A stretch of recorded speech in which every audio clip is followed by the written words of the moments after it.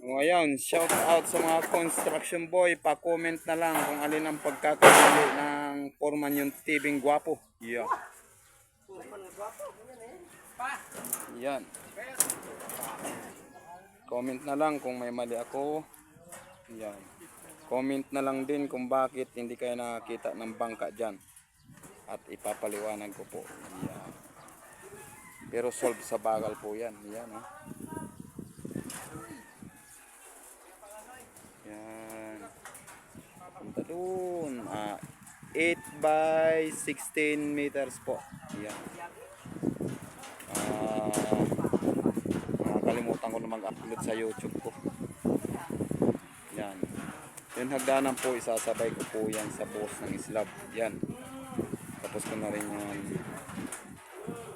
Yan.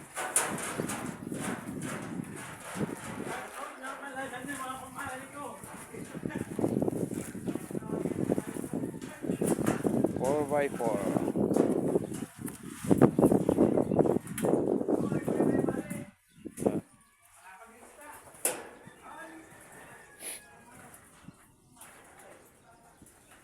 Siguro next week pa ako makakabuhos kasi marami pa akong asikasuhin dyan, electrical kay Idol Ruby. Yan, yun kasi doon may nakahang ako kaya nahuli, habulan ang trabaho eh. Kaya ito dito tapos na. Yan.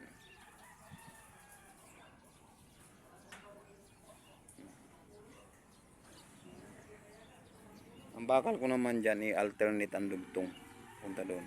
Yan. O, diba? Ito yan sa San Fernando, Moras, Pampanga.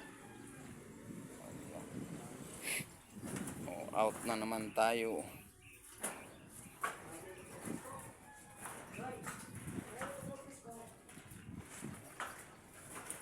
Ay, yes po, sobrang init.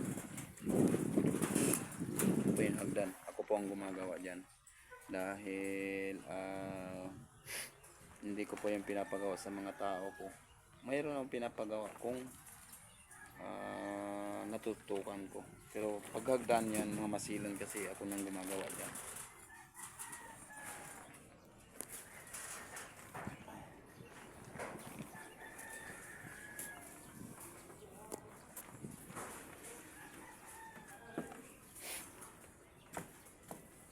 Dati po itong bahay, pinatungan ko lang.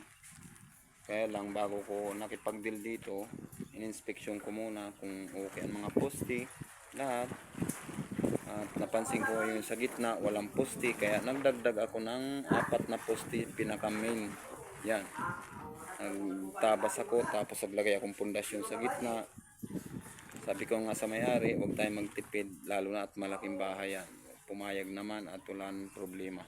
Yan. Nilagay ko rin pala ito sa standard dahil ang biga niya sinauna yan. Nilagayan ko pa rin yan ng extra bar na para sa biga kasi tumaas nga. Lahat pinaikutan ko yan. Yan. Lahat binuhay ko yan.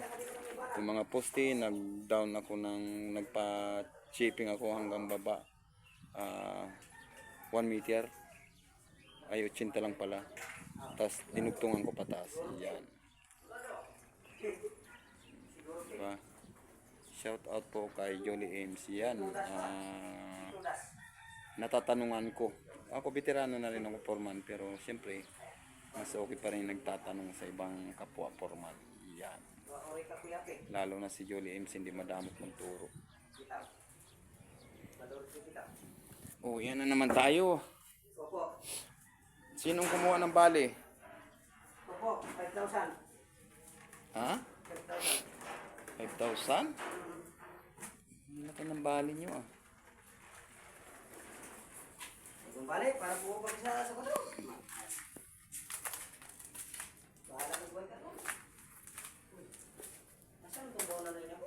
Po. Siksikan. Yan. Ano nandito? Yan. Sureball ang scaffolding po yan. Halo doon sa kalakihan sa loob. Yan. Tay, ginawa mo din eh. Bakal ko dito. Wala akong problema mag-order ng materialis. Bakit nong? Nong paso yung anan jacket ko nandiyan nakasabit.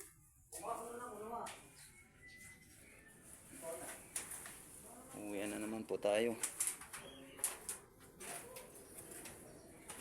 Uy, yan bago po lang bili yan kanina. Siyempre sabi ko nga, unti-unti tayo ng tools dahil mahirap manghiram. Barina, grinder, marami ako niyan, apat-apat. Ay, 6 ang barina, ang grinder 5, ang chipping gun 2, isang jackhammer. Yan, may cut-off print tayo. Ang kulang ko na lang gamit planer. Yan. Hindi to dito mawala. Ba't dito lang natin nilalagay? Hindi na mawala. Ganun din. Ganun din. Doon dadalhin. Bagay yan. Padlock din naman yan. Isang kayong jacket ko, dala kayo ng gurang. Andyan nung nakasabit sa may hagdan sa baba.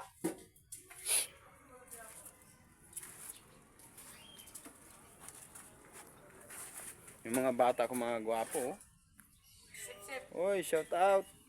Kanang kamay. Kanang kamay. Ha? Sinong bumabali? Si Kuesong. O yung babali daw. Hindi ko sure kung magkano may bigay sa inyo ha. Pero sabihin natin. Basta mo na lang doon pag 1,000. Kasi pag ay 3,500 lang pala. sabi mo lang piyesta. Lagyan mo na lang to na ano. Yan yung magiting kong libor oh. Yan. Yan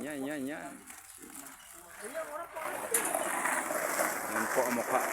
Yan. Ilan pa plywood ang kulang natin? Noy? Ilan pa yung mga plywood ang kulang natin?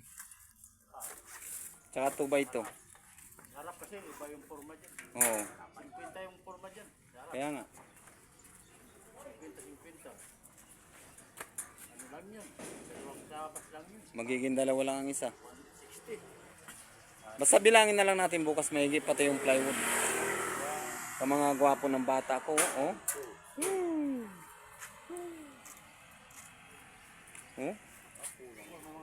Ano ba kung tao nandun sa kabilang side? Sa Bridge Point. San Fernando. Oh, hanggang dito na lang muna mga idol. Thank you.